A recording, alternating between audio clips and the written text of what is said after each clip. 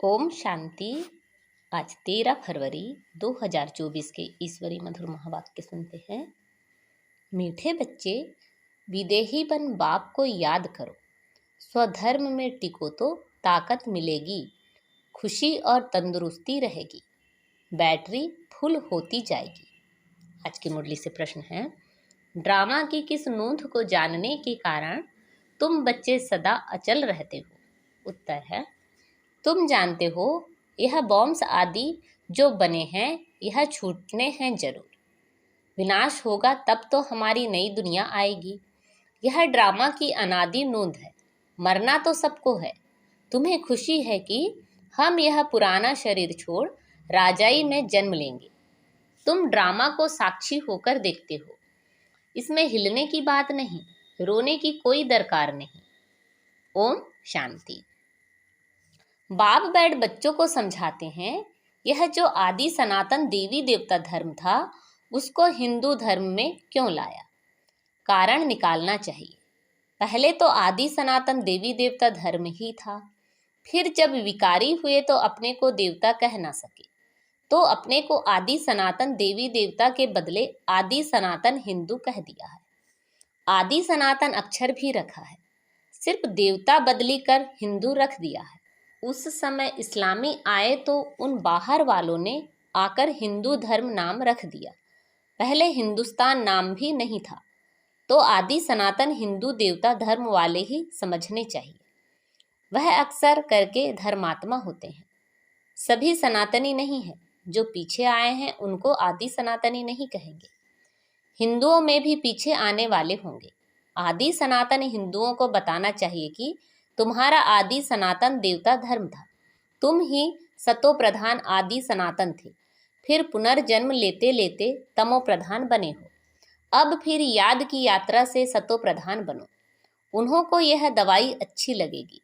बाबा surgeon है ना, जिन्हों को यह दवाई अच्छी लगती है उनको देनी चाहिए।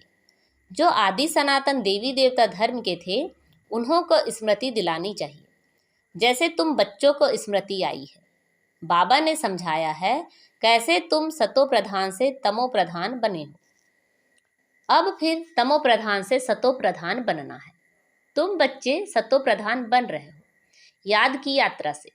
जो आदि सनातन हिंदू होंगे वही असुल देवी देवता होंगे और वही देवताओं को पूजने वाले भी होंगे। उसमें भी जो शिव के या लक्ष्मी नारायण, राधे कृष्ण, सीताराम आदि देवताओं के भक्त हैं वह देवता घराने के हैं।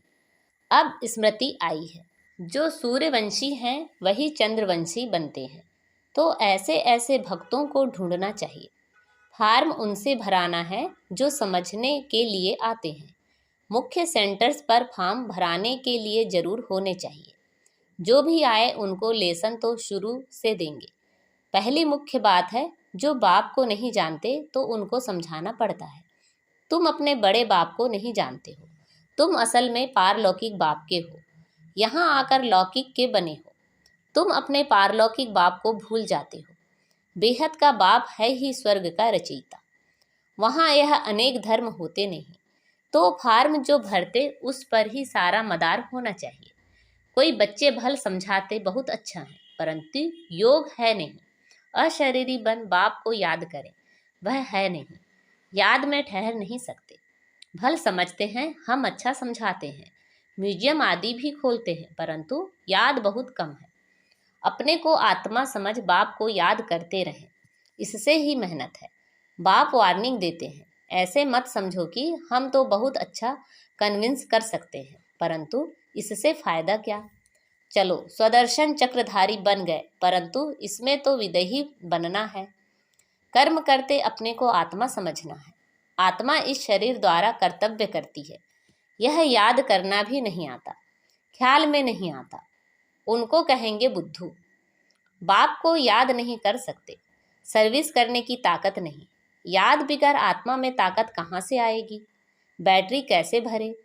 चलते चलते खड़ी हो जाएगी, ताकत नहीं रहेगी। कहा जाता है रिलीजन इज माइट। आत्मा स्वधर्म में टिके तब ताकत मिले। बहुत हैं जिनको बाप को याद करना आता नहीं, शक्ल से पता पड़ जाता है और सब याद आएगा। बाबा की याद ठहरेगी नहीं। योग से ही बल मिलेगा, याद से बड़ी खुशी और तंदुरुस्ती रहेगी। फिर दूसरे जन्म में भी शरीर ऐसा तेजस्वी मिलेगा। आत्मा प्योर तो शरीर भी प्योर मिलेगा। कहेंगे यह 24 कैरेट गोल्ड है, तो 24 कैरेट जेवर है। इस समय सब 9 कैरेट बन गए हैं। सतो प्रधान को 24 कैरेट कहेंगे, सतो को 22। यह बड़ी समझने की बातें हैं। बाप समझाते हैं, पहले तो फॉर्म भराना है तो पता पड़े कहाँ तक रिस्पॉन्स करते हैं, कितनी धारणा की है। फिर यह भी आता है, याद की यात्रा में रहते हैं। तमो प्रधान से सतो प्रधान याद की यात्रा से बनना है। वह है भक्ति की जिस्मानी यात्राएं, यह है रूहानी यात्रा। रूह यात्रा करती है, उसमें रूह और जिस्म दोनों ही यात्रा करते हैं। पतित पावन बाप को याद करने से ही आत्मा में तेज आता है। कोई जिज्ञासु को जलवा आदि दिखाना है तो बाबा की प्रवेशता भी हो जाती है। माँ बाप दोनों ही मदद करते हैं, कहीं नॉलेज की, कहीं योग की। बाप तो सदा विदेही है, शरीर का भान है ही नहीं, तो बाप दोनों ताकत की मदद दे सकते हैं। योग नहीं होगा तो ताकत मिलेगी कहाँ से? समझा जाता है यह योगी है या ज्ञानी है। योग के लिए दिन प्रतिदिन नई नई बातें भी समझाते हैं। आगे थोड़े ही यह समझाते थे, अपने को आत्मा समझ बाप को याद करो। अब बाबा जोर से उठाते हैं, जिससे भाई बहन का संबंध भी हट जाए, सिर्फ भाई भाई की दृष्टि रह जाए। हम आत्मा भाई भाई हैं, यह बहुत ऊंची दृष्टि है। अंत तक यह पुरुषार्थ चलना है।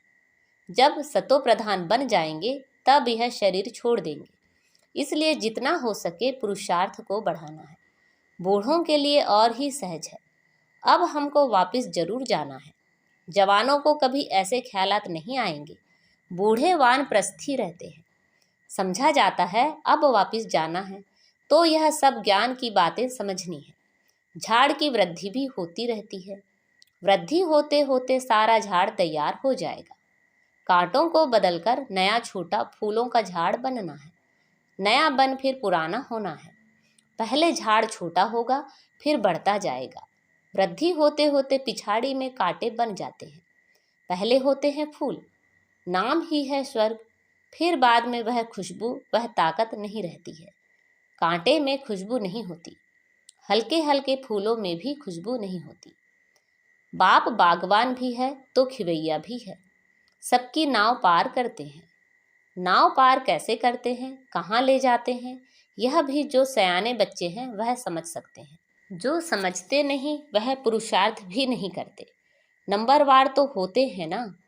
कोई कोई एरोप्लेन तो आवाज़ से भी तीखा जाता है। आत्मा कैसे भागती है यह भी किसी को पता नहीं है। आत्मा तो रॉकेट से भी तीखी जाती है। आत्मा जैसी तीखी और कोई चीज़ होती नहीं। उन रॉकेट आदि में ऐसी कोई चीज़ डालते हैं जो जल्दी उड़ा ले जाते हैं। विनाश के लिए कितना बारूद आदि तैयार करते हैं। स्टीमर एरोप्लेन में भी बॉम्ब्स ले जाते हैं। आजकल पूरी तैयारी रखते हैं। अखबारों में लिखते हैं, ऐसे नहीं कह सकते कि बॉम्ब्स काम में नहीं आएंगे। हो सकता है बॉम्ब्स चला दें, लेकिन कहते रहते हैं यह सब तैयारियां हो रही है। विनाश तो जरूर होना है। बॉम्ब्स ना छूटे, विनाश ना हो, ऐसा हो नहीं सकता। तुम्हारे लिए नई दुनिया जरूर चाहिए। यह ड्रामा में नूंद है, इसलिए तुमको बहुत खुशी होनी चाहिए। मिरुआ मौत, मलूका शिकार। ड्रामा अनुसार सबको मरना ही है। तुम बच्चों को ड्रामा का ज्ञान होने के कारण तुम हिलते नहीं हो, साक्षी होकर देखते हो। रोने आदि की दरकार नहीं। समय पर शरीर तो छोड़ना ही होता है। तुम्हारी आत्मा जानती है हम दूसरा जन्म राजाई में लेंगे। मैं राजकुमार बनूंगा। आत्मा को पता है, तब तो एक शरीर छोड़ दूसरा लेती है। सर्प में भी आत्मा है ना। कहेंगे हम एक खाल छोड़ दूसरी लेते हैं। कभी तो वह भी शरीर छोड़ेंगे, फिर बच्चा बनेंगे। बच्चे तो पैदा होते हैं ना। पुनर्जन्म तो सबको लेना है। यह सब विचार सागर मंथन करना होता है।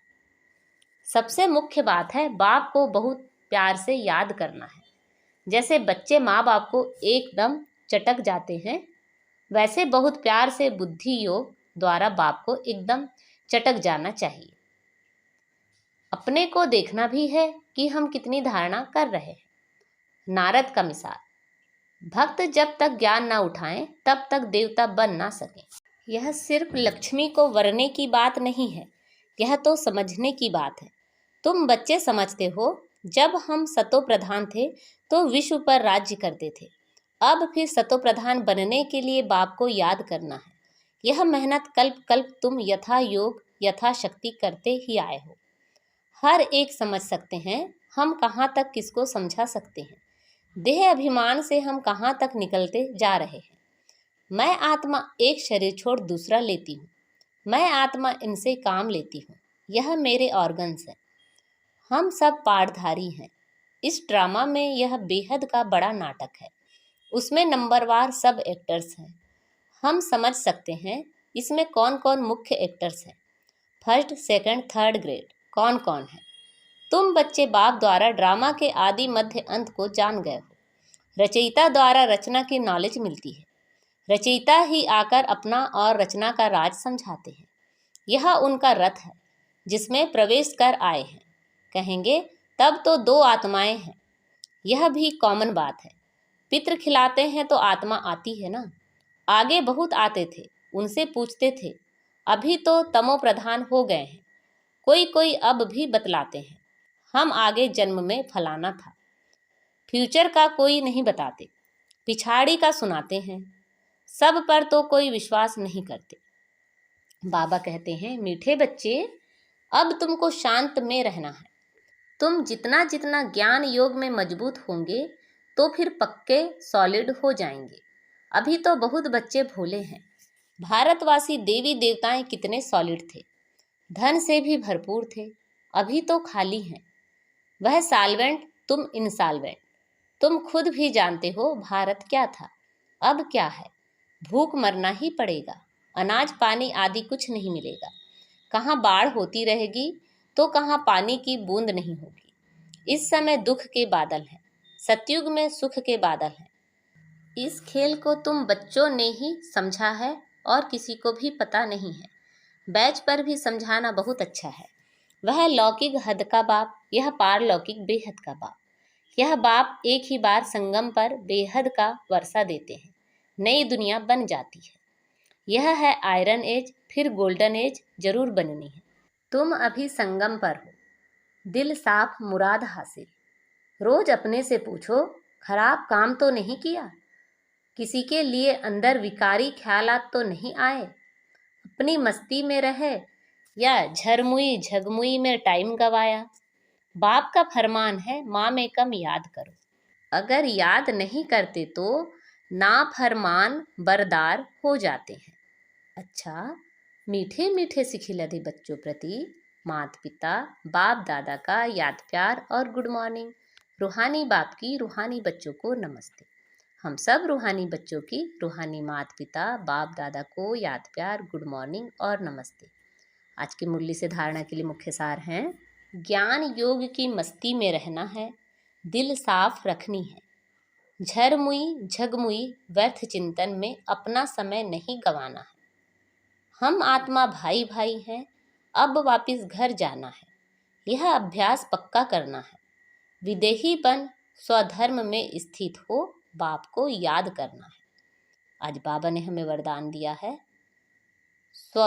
स्वरूप और बाप के सत्य स्वरूप को पहचान, सत्यता की शक्ति धारण करने वाले दिव्यता संपन्न भाव।